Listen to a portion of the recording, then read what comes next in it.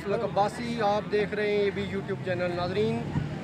अभी मैं मौजूद हूँ दुनिया की चंद बड़ी मसाजिद में शुमार की जाने वाली मस्जिद और बर सगीर की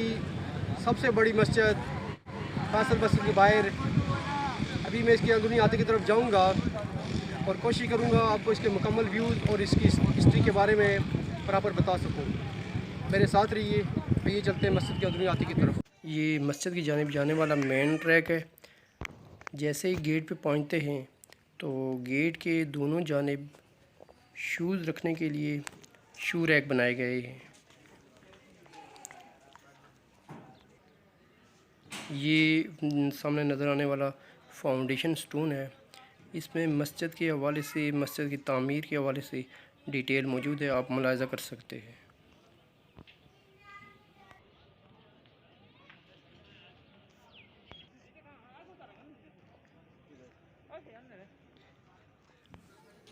यहाँ से जब आप आगे की तरफ बढ़ते हैं तो लेफ़्ट साइड पे आप देख सकते हैं बच्चों के लिए एक लाइब्रेरी बनाई गई है।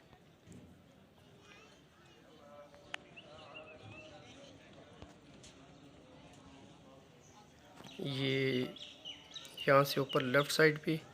और राइट साइड दोनों साइडों से ऊपर मस्जिद के सेन की तरफ सीढ़ियाँ जाती हैं। ये लेफ़्ट साइड से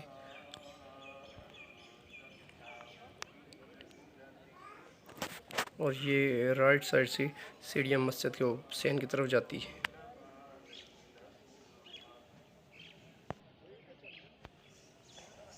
यहाँ से आगे बढ़ते हैं तो राइट साइड पे इस्लामिक इंटरनेशनल यूनिवर्सिटी का एक डिपार्टमेंट मौजूद है, जबकि ये लेफ़्ट साइड पे बुक शॉप मौजूद है जहाँ हर किस्म की इस्लामिक कुतुब अवेलेबल है।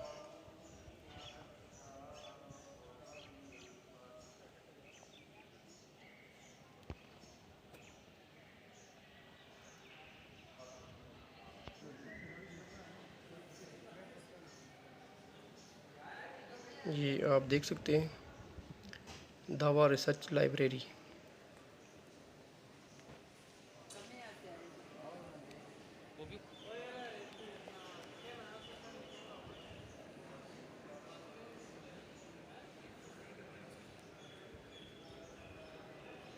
जबकि लेफ़्ट साइड पे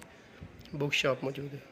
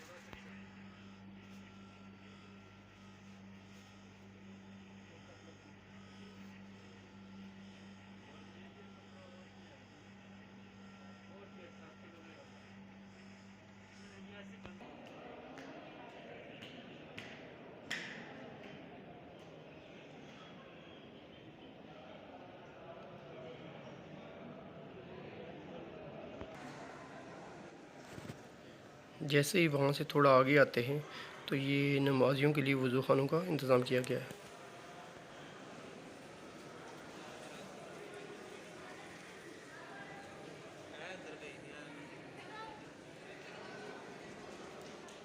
यहाँ से ये सीढ़ियाँ ऊपर मस्जिद के सेन की तरफ जाती हैं।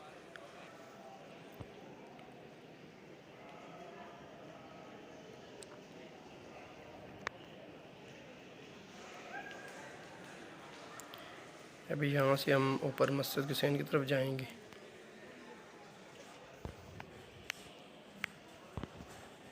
फैसल मस्जिद की तारीख़ के हवाले से बात की जाए तो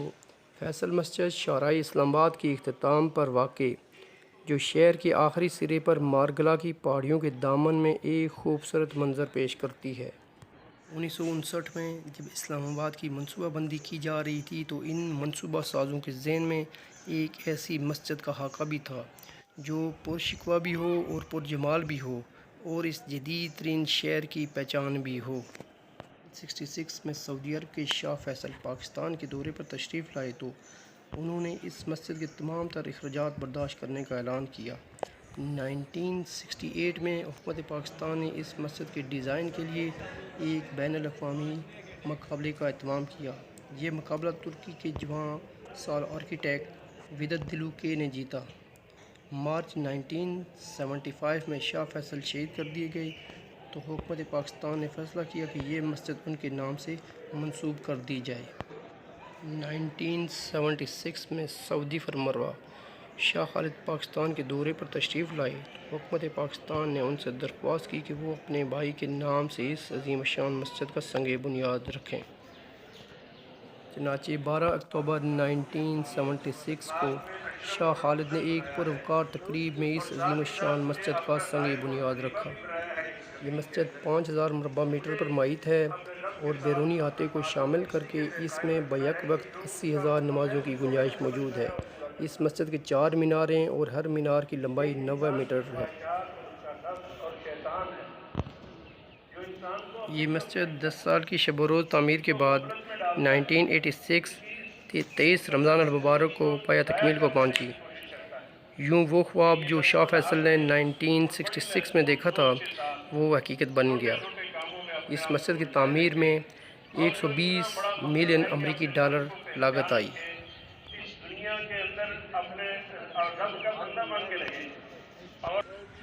آج 16 روزے گزرنے کے بعد 17واں روزہ اپنے نصف کو کراس کر چکا ہے۔ یہ جو سامنے دکھائی دینے والی پہاڑیاں ہیں مارگلا ہلز کے نام سے جانی جاتی ہیں۔ یہ جو نیچے والی پہاڑی یہ دامنیکو کے نام سے جانی جاتی ہے اور یہ بیک سائڈ پہ پیر سوا کے نام سے جانی جاتی ہے۔ اور ان پہاڑیوں کے دامن میں یہ ایک عالی شان مسجد اپنی مثال آپ۔ ابھی ہم مسجد کے ہال کے اندر کی طرف جا رہے ہیں اور مسجد کے اندر کا آپ کو مکمل ویو دکھائیں گے، ہمارے ساتھ۔ اور جس شخص کو کوئی غلط لفظ اس کی زبان سے کہا گیا ہے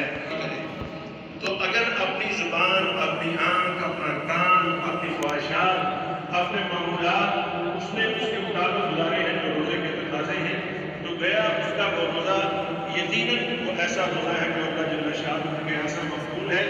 کہ اس کی زندگی کے اعمال میں ایسا عمل ہے کہ اس ایک کی بنا پر ہی اللہ جل شانہ اس کی بخشش فرما دیتے ہیں۔ اور پھر احتساب کے ساتھ ساتھ یہ ہے کہ جو روزے گزرتے جا رہے ہیں ان روزوں میں دن بدن اس کے اندر امپرومنٹ اس کی اپنی شخصیت میں کیا ہو رہی ہے، اس کا اللہ تعالیٰ کے ساتھ قرب اور تعلق میں مضبوطی آ رہی ہے یا نہیں آ رہی ہے، یہ جائزہ وہ لیتا ہے۔ کیا عبادات میں اس کا شغف اور اس کی توجہ عبادات کی طرف بڑھ رہی ہے یا نہیں، اللہ جل شانہ کی ذات کے ساتھ تعلق میں اسے لذت اور سکون حاصل ہو رہا ہے یا نہیں، اللہ جل شانہ کا ذکر کرنے سے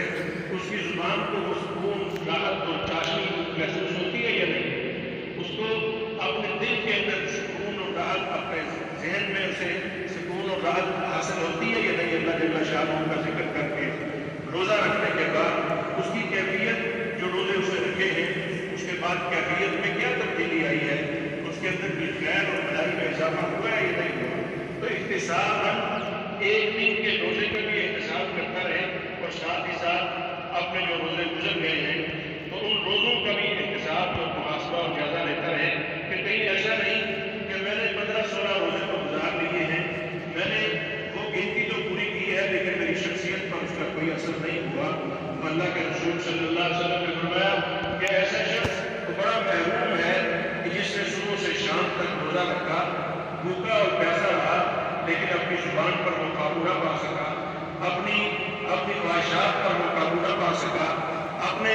اعضاء اور جوارح کو اللہ اور اس کے رسول صلی اللہ علیہ وسلم کی تعلیمات اور ان کے حکم کے مطابق نہ ڈھال سکا تو اللہ جل شانہ اس کے اس روزے کو لپیٹ کے کالے کپڑے کی طرح اس کے منہ پہ دے مارتے ہیں کہ تیرے روزے کی صبح سے شام تک تیرے بھوکے اور پیاسا رہنے کی اللہ جل شانہ کو کبھی کوئی ضرورت نہیں ہے۔ من لم يدع قول الزور والعمل به وليس لله حاجة ان يدع طعامه وشرابه، کہ وہ صبح سے شام تک کھانا پینا چھوڑے رکھے، اس کی اللہ کو ضرورت نہیں ہے۔ اگر وہ پوری باتیں کرنا اس نے نہیں چھوڑی، اگر اس نے اپنے اخلاقیات کو بہتر نہیں کیا، اگر اس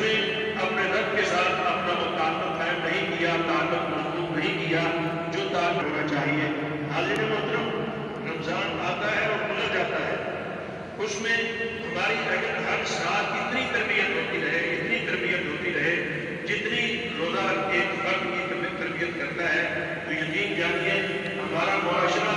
इस वक्त वो हर तरफ, उसमें पूरे मुआशरे में हर तरफ खैर हाल नजर आए। शर को इस मुआशरे के अंदर पिनपने की जगह न मिले। हमारी मार्केटों में बिल्कुल वो चीज़ जो कि एक इंसान की तभी ज़रूरत है, खालिस अशिया उसे मिले। उसे मामलात करने के लिए तजारत करने वाले, सौदागर, बिजनेस करने वाले, मार्केट में बैठे हुए लोग, उसकी ज़रूरियात ज़िंदगी जिनके साथ वाबस्ता है, वहाँ हर तरफ उसे इखलास नजर आए और हर तरफ उसे खैर ही खैर मिले। जो रोज़ा हमारी एक बंदे की एक तरबियत रोज़ाना की बुनियाद पर करता है, तो वाक़अतन एक मुस्लिम मुआशरा उस सूरत में हमें नज़र आए और उस मुस्लिम मुआशरे में जो खैर मुसलमानों को हासिल होती है, वो सिर्फ मुसलमानों के लिए ही नहीं, बल्कि वो खैर कुफ्फार तक पहुँचती है और वो खुद ब खुद उसकी तरफ राग़िब होते हैं। तो रोज़ा इतनी बड़ी अल्लाह ताला की तरफ से नेमत है कि जो एक फर्द की तरबियत के साथ साथ पूरे मुआशरे की तरबियत का ज़रिया बनता है और मुसलमानों के अंदर इस्लाम के गलबे और पूरी दुनिया के अंदर इस्लाम की तरफ रग़बत और इस्लाम की दावत का ज़रिया बनता है। आज अगर हम अपना जायज़ा लें तो हम यकीनन हम महसूस करते हैं कि वो जो तब्दीली आनी चाहिए थी, वो तब्दीली हमारे अंदर नहीं है। उसका अपने अंदर एहसास पैदा करने की ज़रूरत है। रोज़ा महज सुबह से शाम तक भूखा रहने का नाम नहीं है, बल्कि अल्लाह फरमाते हैं इसलिए कि लअल्लकुम तत्तक़ून, ताकि तुम मुत्तक़ी हो जाओ, तुम्हारे अंदर तक़वा आ जाए, तुम अल्लाह जल्ल शाअनुहु का खौफ और डर महसूस करो। कोई भी काम करते हुए जब तुम्हारी जुबान हरकत करे तो तुम्हें ये एहसास हो कि मैं जो कुछ बात कह रहा हूँ, ऐसा तो नहीं कि इस बात से मेरा रब मुझसे नाराज़ हो। यानी अपनी हर बात पर अपने रब की खुशनुदी, हर कौल पर अपने रब की खुशनुदी और हर बात कहते हुए अपने रब की नाराज़गी से बचना, ये वो चीज़ है जिसको तक़वा कहा गया है। जो अल्लाह जल्ल शाअनुहु का जो डर है, अल्लाह ताला का जो खौफ है, अल्लाह ताला से जो डर जाना और खशियत इख्तियार करना है, वो नाउज़ुबिल्लाह सुम्मा नाउज़ुबिल्लाह, ये डर और खशियत इस माने में नहीं है कि वो बड़ी कोई हैबतनाक और खौफनाक हस्ती है कि उसका तसव्वुर आते ही बंदा हाँफना और कांपना शुरू कर दे। खशियत और तक़वा इस चीज़ का नाम है कि वो रहीम और करीम रब, वो ज़ात बारी तआला, वो खालिक जिसने पूरी मखलूक़ात में मेरी तख्लीक इस तरीके से की है कि जिसके मुताबिक अल्लाह जल्ल शाअनुहु फरमाते हैं कि खलक़तु बियदैया, कि मैंने बाकी तमाम मखलूक़ात को कुन कह के पैदा किया है कि हो जा। आसमान और ज़मीन को भी अल्लाह जल्ल शाअनुहु ने अपने ऑर्डर से पैदा किया है। बाकी भी जितनी मखलूक़ात हैं अल्लाह ताला ने अपने ऑर्डर और अपने हुक्म से पैदा किया है। अल्लाह ताला की तरफ से एक फैसला है कि ये हो जाए, वो हो जाती है। जबकि इंसान की तख्लीक के मुताबिक अल्लाह ताला फरमाते हैं कि इंसान को हमने बड़े एहतमाम के साथ, इसका हमने बड़ा एहतमाम किया, इसको पैदा करते हुए क्या किया, अपने हाथ से हमने बनाया और वनफ़ख़्तु फ़ीहि मिन रूही, और इसके अंदर हमने खुद रूह फूंकी और फिर इंसान एक चलता फिरता इंसान बना, जिसको हमने बड़ा मकाम और बड़ा शर्फ नसीब फरमाया कि जिसको हमने दुनिया के अंदर अपना खलीफा बना कर भेजा है। ये एहसास इंसान के अंदर पैदा हो जाने का नाम वो चीज़ है जो रोज़ा है, सुबह से शाम तक इंसान के अंदर ये एहसास पैदा करने का नाम है। अगर एक इंसान में ये एहसास पैदा ना हो तो उसमें और आम चौपाए में चलने फिरने वाले जानवर में कोई फ़र्क बाकी नहीं रहता। ये एहसास अपने अंदर जिंदा करने की ज़रूरत है। जिस ज़मीन के अंदर हम रहते हैं, ये ज़मीन हमारे लिए अल्लाह जल्ल शाअनुहु ने इसको बिछौना बनाया है, अल्लाह ताला ने इसको हमारे रहने की जगह बनाया है। इसी में से अल्लाह ताला ने हमें रिज़्क़ नसीब फरमाया है। अल्लाह इरशाद फरमाते हैं वल्लज़ी जअल लकुमुल अर्ज़ ज़लूलन फम्शू फ़ी मनाकिबिहा वकुलू मिन रिज़्क़िही व इलैहि नुशूर। ये ज़मीन जिस पर तुम चलते फिरते हो तो ये अल्लाह ही की बनाई हुई है। वल्लज़ी जअल लकुमुल अर्ज़ ज़लूला, ये ज़मीन को अल्लाह ताला ने तुम्हारे सामने ताबे फरमान कर दिया है। ये अल्लाह ताला ने तुम्हारे सामने इसको ताबे किया है। वरना ज़मीन अगर बगावत में उतर आए तो किसी इंसान को अपने ऊपर चलने के लिए इजाज़त ना दें, किसी को अपने ऊपर रहने की इजाज़त ना दें। फरमाया कि हमने इसको इंसान के ताबे किया है। वल्लज़ी जअल लकुम अर्ज़ ज़लूलन, और ज़लूल ये लफ्ज़ ज़िल्लत से है, ज़िल्लत के इंसान के सामने उसको ज़लील कर दिया है, बिछा दिया है, उसके सामने ताबे कर दिया है। वरना ये बगावत करने पे उतर आए तो किसी इंसान के बस की बात नहीं है कि अगर ये हिलना शुरू हो तो इसको थमा सके। अगर ये इंसान के लिए कहीं अपने इस रास्ते के अंदर चलते हुए उसके रास्ते में किसी जगह रुकावट खड़ी कर दे, चलते हुए पहाड़ों की तरफ की स्लाइड आगे गिरती हैं और चलते एक इंसान बेबस होकर रह जाता है। और अगर ज़लज़ला ज़रा से ज़मीन पर भूचाल आता है, ज़रा सा ज़लज़ला आता है तो इंसान बेबस होकर रह जाता है। तो अल्लाह फरमाते हैं ये हमारे हुक्म से ठहरी हुई है, हमने इसको तुम्हारे ताबे किया है। और ताबे करते हुए हमने ये क्या कहा है इंसान को कि फमशू फी मनाकिबिहा, कि इस पर चलो फिरो, अपनी ज़िंदगी गुजारो, इधर उधर जहाँ आना जाना है जाओ, रास्ते बनाओ इसके अंदर, और बड़ी बड़ी शाहराहें बनाओ, मोटरवे बनाओ, यहाँ अपनी ज़िंदगी गुजारो। और साथ ही साथ वकुलू मिन रिज़्क़िही, कि ज़मीन के सीने को चीरते और फाड़ते हुए, इस पर हल चलाते हुए, काश्त करते हुए इसके अंदर फसलें बो, ये तुम्हें फसल और गल्ला भी देगी, तुम्हें फल और फ्रूट भी देगी, तुम्हें ज़िंदगी के लिए हर वो नेमत इसके ज़रिए अल्लाह ताला अता फरमाएगी जो तुम्हारी ज़रूरत है। तो अल्लाह फरमाते हैं ये कोई ज़मीन ने अपने तौर पे सब कुछ नहीं करना शुरू कर दिया। वल्लज़ी जअल लकुम अर्ज़ ज़लूलन फमशू फी मनाकिबिहा वकुलू मिन रिज़्क़िही व इलैहि नुशूर। आज हम जब खाने के लिए बैठते हैं तो हमें ये सबक दिया गया है कि हम शुरू करते हुए अल्लाह का नाम लें। नबी अकरम सल्लल्लाहु अलैहि वसल्लम ने तालीम दी कि जब हम शुरू करें तो अल्लाह के नाम से शुरू करें, जब हम खा लें तो अल्लाह ताला का शुक्र अदा करें। ये अल्लाह ताला के नाम से शुरू करना और खाने के बाद अल्लाह का शुक्र अदा करना। जब सोने लगे तो अल्लाह जल्ला शाह का नाम लेकर उसको याद करके और उसके नाम से सोएं, और फिर इसी तरीके से जब जागे तो अल्लाह ताला का शुक्र अदा करें। यानी जब भी कोई काम शुरू करें तो शुरू करते हुए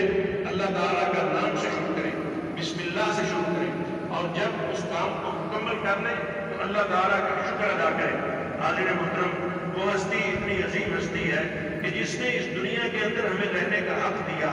जिसने हमें यहाँ जीने का हक दिया, और फिर साथ ही साथ उसने हमें जीना सिखाया है। हमें अल्लाह और उसके रसूल की तालीमात के साथ कितना ताल्लुक़ है, हम उनको अपनी ज़िंदगी में कितनी अहमियत देते हैं। हाज़िर मुहतरम, ये दिन है इस चीज़ का जायज़ा लेने के, ये इसको मालूम करने के। मैं अपने ज़मीर अपने अंदर झांक के मैं देख सकता हूँ, मैंने अल्लाह जल्ला शाह की तालीमात हासिल करने के लिए अपनी ज़िंदगी का कितना वक्त इसके लिए मैंने निकाला है। अल्लाह जल्ला शाह की मुबारक कलाम जो अल्लाह ताला ने वही की सूरत में जनाब नबी अकरम सल्लल्लाहु अलैहि वसल्लम को अता फरमाई। नबी मुहतरम सल्लल्लाहु अलैहि वसल्लम फरमाते हैं कि एक मुसलमान वो उस वक्त तक वो पूरे तरीके से नफा बख्श मुसलमान नहीं हो सकता, वो फ़ायदेमंद मुसलमान नहीं हो सकता जब तक वो अल्लाह जल्ला शाह की कलाम को ना पढ़े। उस वक्त तक वो गया कि उसका मुसलमान होना वो मुकम्मल ही नहीं होता। एक मुसलमान वो है जो अल्लाह जल्ला शाह के सामने सर तस्लीम खम कर दे और दूसरों से उसको फ़ायदा पहुँचे। और नबी अकरम सल्लल्लाहु अलैहि वसल्लम ने जो मिसाल इरशाद फरमाई, सही बुखारी मुत्तफ़क़ अलैह रवायत है, बुखारी और मुस्लिम दोनों में है। नबी सैयदना अबू मूसा अशअरी रज़ियल्लाहु तआला अन्हु बयान करते हैं कि रसूल रहमत सल्लल्लाहु अलैहि वसल्लम ने फरमाया, मसलुल मुमिनिल्लज़ी यक़रअुल क़ुरआन मसलुल क़ुद्रुज्जति रीहुहा तय्यिबुन व तअमुहा तय्यिबुन। वो शख्स जो मोमिन है वो कुरान मजीद की तिलावत करता है। और एक और रवायत में नबी अकरम सल्लल्लाहु अलैहि वसल्लम ने फरमाया, अल मुमिनुल्लज़ी यक़रअुल क़ुरआन व यअमलु बिही कल क़ुद्रुज्जति अल मुमिन अल्लज़ी ला यक़रअुल क़ुरआन व यअमलु बिही कल तमरति। कि वो शख्स जो कि ईमान लाया, ईमान लाने के बाद उसने अल्लाह जल्ला शाह की वही कुरान मजीद की तिलावत की और तिलावत करते हुए उस पर साथ साथ अमल करता रहा, तो नबी अकरम सल्लल्लाहु अलैहि वसल्लम ने फरमाया ये वो ऐसा शख्स है कि गोया के उस फल की तरह है कि जो देखने में भी बड़ा खूबसूरत लगता है और उसकी खुशबू भी बहुत अच्छी है और उसका जायका भी बहुत अच्छा है। और इसके लिए रसूलुल्लाह सल्लल्लाहु अलैहि वसल्लम ने जो अल्फाज इरशाद फरमाए हैं वो آپ نے فرمایا کہ طیب ریحھا طیب وطعمھا طیب، طیب ایک اچھی صاف ستھری پاک صاف اور وہ چیز جو دوسروں کے لیے باعث فائدہ اور باعث نفع ہوتی ہے۔ تو آپ نے فرمایا کہ جو شخص ایمان لایا لیکن قرآن مجید کی تلاوت نہیں کرتا، قرآن مجید کی تلاوت نہیں کرتا اور اس کے مطابق عمل تو کرتا ہے لیکن اس کی تلاوت نہیں کرتا، قرآن مجید پڑھتا نہیں ہے، تو فرمایا کہ اس شخص کی مثال کھجور کی سی ہے کہ دیکھنے میں بھی اس کا رنگ کالا سا ہے، یعنی دیکھنے میں بھی کوئی اتنی اچھی نہیں لگتی اور پھر کسی طریقے سے اس کی کوئی خوشبو بھی ایسی نہیں ہے لیکن مٹھاس ہے اس میں، تو وہ خود اپنے لیے تو اس نے عمل کر کے فائدہ حاصل کیا لیکن قرآن مجید نہ پڑھنے کی وجہ سے وہ دوسروں کے لیے کبھی بھی مفید نہیں ہو سکتا۔ اگر کوئی شخص اسلام ہی نہیں لاتا، ایمان ہی نہیں لاتا، تو وہ شخص اس زمین کے لیے بھی اللہ جل شانہ کی ناشکری اور کفر کر کے اس زمین پر بھی بوجھ ہے اور دوسروں کے لیے بھی وہ شخص نقصان دہ ہے، چاہے وہ رفاہ عامہ کے کتنے بھی کام کرتا ہے۔ لیکن ایک مومن اس کے متعلق یہ ارشاد فرمایا کہ وہ اپنی زندگی سے دوسروں کو فائدہ پہنچاتا ہے، وہ قرآن مجید پڑھتا ہے اور اس پر عمل کرتا ہے، اس کو سمجھتا ہے، دوسروں کے سامنے بیان کرتا ہے، وہ اللہ جل شانہ کی تعلیمات لوگوں کے سامنے پیش کرتا ہے، اللہ تعالیٰ کا تعارف لوگوں کو کرواتا ہے، اللہ کے رسول صلی اللہ علیہ وسلم کی تعلیمات لوگوں کو سکھاتا ہے اور لوگ اس کے مطابق اپنی زندگیاں بناتے اور سنوارتے ہیں۔ تو یہ ہے اس دنیا کے اندر رہنے کا مقصد۔ حاضرین محترم، روزے میں یہ خاص طور پر جو آخری عشرہ ہے، یہ آخری عشرہ انتہائی قیمتی ہے، بہت قیمتی عشرہ ہے۔ نبی اکرم صلی اللہ علیہ وسلم کے معمولات رمضان مبارک میں جس طریقے سے میں نے شروع میں عرض کیا کہ ہر مسلمان کے معمولات تبدیل ہو جاتے ہیں، تو نبی اکرم صلی اللہ علیہ وسلم بھی اپنے معمولات تبدیل فرما لیا کرتے تھے، لیکن آخری عشرے کے متعلق خصوصی طور پر سیدہ عائشہ رضی اللہ تعالیٰ عنہ بیان کرتی ہیں، قالت كان رسول الله صلی اللہ علیہ وسلم يجتهد في العشر الأواخر ما لا يجتهد في غيره، کہ نبی اکرم صلی اللہ علیہ وسلم آخری عشرے میں اتنی محنت کرتے تھے، اتنی محنت کرتے تھے، اتنی جدوجہد کرتے تھے آپ صلی اللہ علیہ وسلم نیکی کے کاموں میں، اللہ جل شانہ کی عبادت میں، دین کی دعوت میں آپ اتنی محنت فرماتے تھے، اتنی محنت کرتے تھے، ما لا يجتهد غيره، کہ رمضان کا یہ آخری عشرے کے علاوہ پہلے 20 روزوں میں بھی آپ نے اتنی محنت نہیں کی ہوتی تھی جتنی پھر آخری 10 دنوں میں کرتے تھے۔ اسی طریقے سے دوسری روایت ہے، یہ بھی متفق علیہ بخاری اور مسلم کی روایت ہے، سیدہ عائشہ رضی اللہ تعالیٰ عنہ بیان کرتی ہیں کہ اذا دخل العشر شد میزره واحیا لیلہ وایقظ اہلہ، کہ نبی اکرم صلی اللہ علیہ وسلم اپنے کمر بستہ ہو جاتے تھے۔ آپ صلی اللہ علیہ وسلم مزید جسے ہم کہتے ہیں کہ بالکل کسی کام کے لیے کمر بستہ ہو جانا، اپنا لنگوٹ کس لینا، اپنے آپ کو بالکل تیار کر لینا کسی کام کے لیے، تو نبی اکرم صلی اللہ علیہ وسلم اسی طریقے سے آخری عشرے کے لیے کمر بستہ ہو جاتے تھے اور اشد میزہ، آپ صلی اللہ علیہ وسلم کمر بستہ ہو جاتے تھے، وَأَحْيَا لَيْلَهُ، اور آپ رمضان کا آخری عشرے کی ساری رات آپ وَأَحْيَا لَيْلَهُ، راتوں کو آپ صلی اللہ علیہ وسلم زندہ کرتے تھے، جاگتے تھے آپ ساری رات اللہ جل شانہ کی عبادت کے لیے۔ فرمایا وَأَيْقَظَ أَهْلَهُ، اور آپ صلی اللہ علیہ وسلم آخری عشرے میں پھر اپنے گھر والوں کو بھی جاگنے کی تاکید کیا کرتے تھے، بلکہ صرف تاکید ہی نہیں کیا کرتے تھے، وَأَيْقَظَ، آپ جگائے رکھتے تھے أَهْلَهُ، اپنے گھر والوں کو بھی۔ تو حاضرین محترم، کہ آخری عشرہ بالکل ابھی 2 دن بعد شروع ہونے والا ہے، تو اس میں نبی اکرم صلی اللہ علیہ وسلم کا اپنا جو معمول تھا اس کے حوالے سے بھی سیدہ عائشہ رضی اللہ تعالیٰ عنہ بیان کرتی ہیں کہ جہاں آپ لنگوٹا کس لیتے تھے، آپ پورے طریقے سے تیاری کر لیتے تھے، تو کمر بستہ ہو جاتے تھے اور گھر والوں کو بھی جگاتے تھے اور عبادت میں ساری رات لگے رہتے تھے، تو وہاں ساتھ ساتھ آپ کا جو معمول تھا کان یعتکف العشر الاواخر من رمضان حتی توفاہ اللہ ثم اعتکف ازواجہ من بعدہ، کہ نبی اکرم صلی اللہ علیہ وسلم رمضان مبارک کے آخری عشرے میں اعتکاف فرمایا کرتے تھے مسجد کے اندر، اور آپ نے ساری زندگی آپ کا یہ معمول رہا۔ اور سیدنا ابو ہریرہ رضی اللہ تعالیٰ عنہ بیان کرتے ہیں کہ کان رسول اللہ صلی اللہ علیہ وسلم یعتکف کل عام عشرا، کہ آپ صلی اللہ علیہ وسلم ہر رمضان میں آخری عشرے میں पूरा अशरा एहतिकाफ किया करते थे, हर साल एहतिकाफ किया करते थे। जबकि आपने जिंदगी के आखिरी साल, जिस साल आप सल्लल्लाहु अलैहि वसल्लम की वफात हुई, उस साल आप सल्लल्लाहु अलैहि वसल्लम ने 2 अशरे एहतिकाफ किया। तो आप सल्लल्लाहु अलैहि वसल्लम का ये मामूल था कि रमज़ान मुबारक के आखिरी अशरे में बिल्कुल गोया कि दुनिया के कामों से अलग हो जाते थे और दुनिया से कट के यही बाकी पूरी जिंदगी, मोमिन की जिंदगी मुआशरे के अंदर रहते हुए लोगों के अंदर गुजारने का हुक्म है। मुआशरे से कट के रहना और बिल्कुल अलहदा जिंदगी गुजारना ये इस्लामी तालीमात नहीं है, ये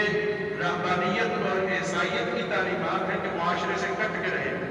जबकि एक मुसलमान के लिए तालीम यह है कि वो सही मुसलमान बन के अपने दीन को पूरे तरीके से समझ के अपने दीन पर पूरे तरीके से अमल करा होके मार्केट में रहे, लोगों के अंदर रहे, मुआशरे में रहे और अपनी खुशबू फैलाता रहे, मुआशरे को मुअत्तर करता है। मुआशरे से कट के रहना ये मोमिन के लिए तालीम नहीं है और इस्लामी तालीमात का ये हिस्सा नहीं है। जबकि एहतिकाफ की हालत में नबी अकरम सल्लल्लाहु अलैहि वसल्लम का अपना जो मामूल था और आपने जिस चीज़ की तरवीज दी, जो आपने तालीम दी, वो ये कि ये 10 दिन बिल्कुल दुनिया से कट के अपने आप को रब के साथ खालिस करते, अल्लाह ताला के दरवाजे में आके बैठ जाए। जिस तरीके से एक भिखारी वो आके जहाँ उसे यकीन होता है कि यहाँ से कुछ मिलेगा, वहाँ से फिर वो जाता नहीं है, वो अपनी जिद करता है और वहाँ से कुछ न कुछ लेके जाता है। ये तो दुनिया की मिसाल है। तो अल्लाह जल्ला शाह जो हाजत रवा है, जो मुश्किल कुशा है, जो इंसान की ज़िंदगी में हर जितनी भी नेमतें हैं इंसान उसी का मोहताज है, वो अपनी तरफ से भी अदा करता है। अब बंदे को जो कुछ चाहिए दुनिया के अंदर, जितनी भलाई और खैर चाहिए, वो उसी रब से ही उसने हासिल करनी है। तो आखिरी अशरे में बिल्कुल अपने आप को दुनिया से काट के वो अल्लाह ताला के लिए वक्फ कर दे, तो ये उसका अपने आप को अल्लाह के लिए वक्फ कर देना, अपने आप को दुनिया से काट के सिर्फ अपने रब के दरवाजे पे आके बैठ जाना, ये आखिरी अशरे में गया कि नबी अकरम सल्लल्लाहु अलैहि वसल्लम की सुन्नत है। हाज़िर मोहतरम, अभी मौजूदा वबा और जिस तरह के हालात हैं, तो ऐसे में बहुत सारे ऐसे मसाइल हमारे सामने आते हैं कि जिन मसाइल को आज के इन हालात के मुताबिक समझते हुए उनके मुताबिक अपने मामूलात बनाने की ज़रूरत है। उसमें यही एहतिकाफ जो कि मसाजिद में करना सुन्नत है, नबी अकरम सल्लल्लाहु अलैहि वसल्लम ने हमेशा मस्जिद में एहतिकाफ किया, लेकिन अब मसाजिद में जिस तरह का माहौल है, ज़ाहिर उसमें कई तरह के मसाइल हैं, बहुत महदूद तादाद में वहाँ एहतिकाफ किया जा रहा है और सब लोगों के लिए मुमकिन भी नहीं है कि वो सारे के सारे आके मसाजिद में एहतिकाफ करें। अलबत्ता ये ज़रूर है कि जिसके लिए जिस हद तक मुमकिन है अपने घर को एहतिकाफ का और खानका बना दें। अपने घर के अंदर रहते हुए कोई ना कोई घर का ऐसा गोशा, घर का ऐसा कोई ना कोई ऐसा कमरा या पूरा घर वो ऐसा हो कि जिसमें खुद भी और घर के सारे अफराद, नबी अकरम सल्लल्लाहु अलैहि वसल्लम का ये जो अमल था कि वह आप सल्लल्लाहु अलैहि वसल्लम अपने घर वालों को भी जगाते थे आखिरी अशरे में। तो इन चीज़ों को देखते हुए हमें खुद भी अपनी इनफरादी ज़िंदगी खुद जिस हद तक अल्लाह ताला तौफीक नसीब फरमाए, अगर हम बाहर के मामूलात से, कारोबार है, बिजनेस है, ज़रिया माश है, कई तरह के मसाइल हैं, ऐसे में अगर हम बाहर से कट के अपने आप को 24 घंटे के लिए महसूस नहीं कर सकते, तो अपना ज़्यादातर हिस्सा, जिस तरह के रसूलुल्लाह सल्लल्लाहु अलैहि वसल्लम का ये फरमान मुबारक भी है कि अमल के इस चीज़ में बड़ी अल्लाह ताला ने निजात और खैर रखी है। कोई शख्स अपने घर को ही अपने लिए वसी जाने कि बाहर के मामलात से जो ही फारिग हो अपने घर में आ जाए, अपने घर को तरबियत क्या बना दे, उसमें कुरान मजीद की तिलावत करें, अपने बच्चों को साथ उठा लें, मिल के मुश्तरका तौर पर। और बहुत सारे हुफ़ाज़ बच्चे हैं, अल्हम्दुलिल्लाह, अल्लाह ताला का शुक्र है कि मुसलमानों में अल्लाह ताला ने कुरान मजीद हिफ्ज़ करने का, कुरान मजीद पढ़ने का रुझान और शौक़ रखा है। बहुत सारे बच्चे हैं, हुफ़ाज़ हैं। घरों में जितना भी मुमकिन हो उनसे नवाफिल में सुनने का अहतमाम किया जाए, इज्तिमाई तौर पर सुनने का अहतमाम किया जाए। मस्जिद में तरावी पढ़ने के बाद आगे घर के अंदर बच्चों को खड़ा किया जाए, खुद जितनी सूरतें याद हैं। और नबी अकरम सल्लल्लाहु अलैहि वसल्लम का ये फरमान मुबारक भी है कि कुरान मजीद की तिलावत जब नमाज में की जाती है तो ये उससे अफजल है जो बगैर नमाज के की जाती है। تو گھر میں اجتماعی طور پر نوافل کا اہتمام کیا جائے، گھر کے اندر اللہ جل شاہ سے دعائیں کرنے کا اہتمام کیا جائے، جو ضروریات ہیں، جو مسائل اور پریشانیاں ہیں، گویا کہ یہ آنے والے 10 دن یا رمضان کے باقی جتنے دن بھی ہیں تو ان میں اپنے گھر کے اندر کا ماحول وہ اس طریقے سے بنا دیا جائے، گویا کہ اپنے گھر کو ہی عبادت کا بنا دیا جائے، گھر کے اندر خواتین کو جو ان سے متعلقہ اسلامی تعلیمات ہیں اس کا اہتمام کروایا جائے، بچوں کی تربیت کے لیے جو چیزیں ہیں وہ بچوں کو سکھائی جائے، اپنی تربیت کے لیے جو چیزیں ہیں ان کا اہتمام کیا جائے، گویا کہ یہ رمضان مبارک اور اس کے یہ آخری ایام ہماری پوری زندگی کے اندر بہت بڑی خیر اور بہت بڑی بھلائی کے حصول کا ذریعہ بن جائے، ہماری اگلی پوری زندگی جتنی بھی باقی ہے، ورنہ تو آج اس وبا کی وجہ سے ایسے موت سامنے نظر آتی ہے اور کئی جنازے ایک دن میں اٹھ رہے ہیں، بڑے خاندانوں کے بڑے قریبی لوگ اٹھتے جا رہے ہیں، تو ایسے میں موت جب سامنے نظر آ رہی ہے تو کوئی پتہ نہیں ہے کہ اس رمضان کے بعد زندگی میں پھر کوئی اور رمضان نصیب ہوتا ہے یا نہیں، یہ جو چند روزے باقی رہ گئے ہیں ان روزوں کے بعد پھر زندگی میں کبھی فرض روزے ملتے ہیں یا نہیں ملتے، اور یہ جو راتیں قیمتی راتیں ہیں ان راتوں کے بعد پھر ایسی قیمتی راتیں ملتی ہیں کہ نہیں، اور انہی راتوں میں ایک رات لیلۃ القدر ہے کہ جس کے متعلق اللہ جل شانہ نے ارشاد فرمایا کہ لیلۃ القدر خیر من الف شہر، کہ 1000 مہینے کی عبادت سے یہ ایک رات، صرف رات سورج کے غروب ہونے سے لے کر آگے طلوع سحر تک جو یہ ٹائم ہے، یہ وقت 1000 مہینے کی راتوں سے اس کو اللہ جل شانہ نے افضل رکھا ہے، اس کے اندر ایک دفعہ کا سبحان اللہ کہا ہوا اس کا اتنا بڑا اجر ہے کہ جس طریقے سے کوئی شخص 1000 مہینے میں راتوں میں وہ یہ سبحان اللہ کا ذریعہ ہے۔ حاضرین محترم، یہ موسم بہار ہے، اللہ جل شانہ کی طرف سے ایک سیل ہے، اللہ تعالیٰ کی طرف سے اللہ تعالیٰ کی رحمتوں کی ایک بہار ہے، ایسے میں کوئی شخص بھی ایسا کوئی محروم نہ رہے۔ نبی اکرم صلی اللہ علیہ وسلم سے جبرائیل امین علیہ السلام نے آ کے یہ الفاظ کہے اور یہ بددعا دی کہ جس شخص نے رمضان مبارک اپنی زندگی میں پایا لیکن رمضان مبارک میں روزے رکھ کر عبادت کر کے اپنے رب کو راضی نہ کر سکا اور اپنے آپ کو بخشوا نہ سکا تو ایسے شخص پر لعنت ہو، تو نبی اکرم صلی اللہ علیہ وسلم نے ممبر پہ چڑھتے ہوئے آمین کہا۔ تو اللہ جل شانہ ہمیں ایسے لوگوں سے محفوظ رکھے، اللہ تعالیٰ ہمیں ان لوگوں میں شامل فرمائے کہ جن کا رمضان مبارک کی ایک گھڑی اور ایک ساتھ اللہ تعالیٰ کے نام شرف قبولیت رکھتی ہے۔ اللہ ہمیں بھی، ہمارے گھر بار کو، ہمارے بیوی بچوں کو، ہمارے عزیز و اقارب کو، پوری امت مسلمہ کو اللہ تعالیٰ ایسے ہی روزے نصیب فرمائے کہ جن روزوں کو اللہ جل شانہ کی رضا کا ذریعہ ہم سب کے لیے بنائے۔ ربنا تقبل منا انک انت السمیع العلیم وتب علینا انک انت التواب الرحیم۔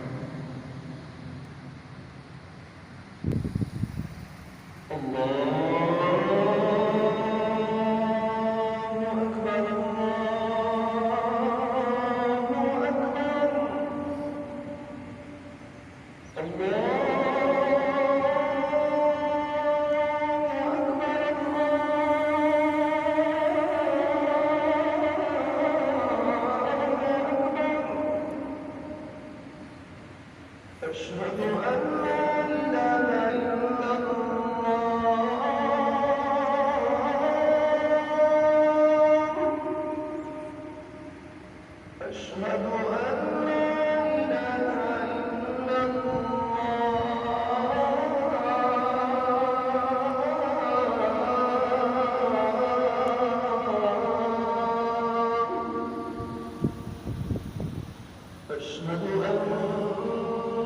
محمدا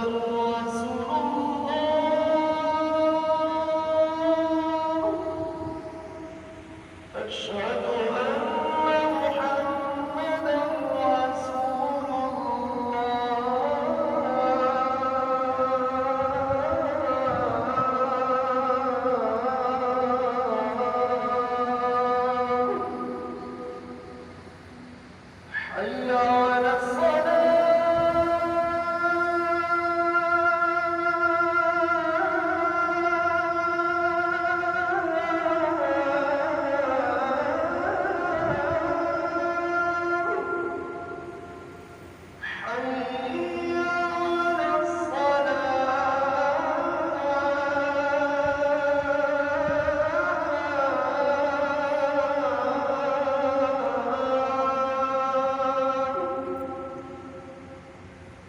انجام